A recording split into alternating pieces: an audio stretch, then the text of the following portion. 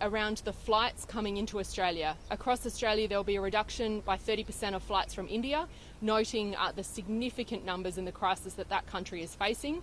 Here in the Territory, the Howard Springs facility, the Centre for National Resilience, will defer the flights that are booked in for May into June. Those individuals returning from India and other high-risk countries identified by the Commonwealth Government will need to undertake 2 weeks of quarantining, as well as a test as they board the plane and depart for Australia.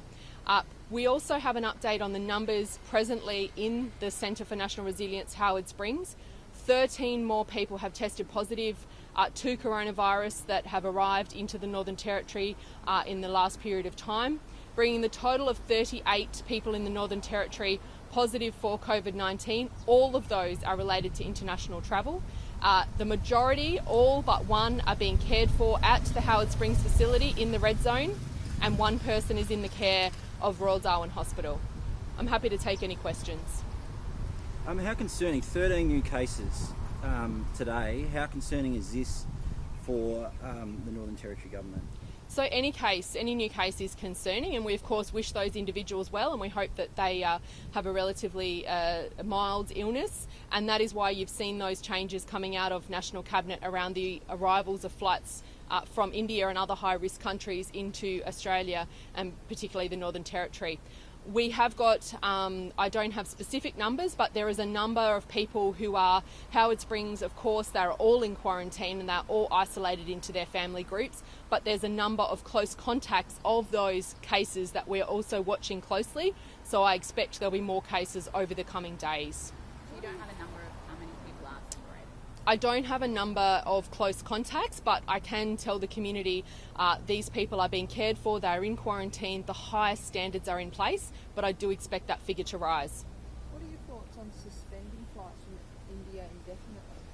I think that we need to balance it with our obligation that these are people that are eligible to come to Australia, Australian citizens, Australian passport holders, and they're vulnerable. They've been caught up in a situation when the pandemic first hit. Many people thought, I'll just batten down where I am, stay here, and as the months have dragged into a year, they now need to get home. So we do have that obligation to get them back to Australia, but we must do it in a way that keeps our Australian community safe. So there'll be no flights coming from India now for at least 5 weeks, is that correct? So we have deferred the flight arrivals from May into June, and those people will need to take that additional quarantining and screening before they disembark from the subcontinent. Are there any more flights between now and the beginning of May that were expected to come in? I'll have to check that and see if there is any arrivals expected in the next few days. My understanding is no, but I'll confirm that. Are you concerned that this is a particularly virulent strain of the virus that we're dealing with here?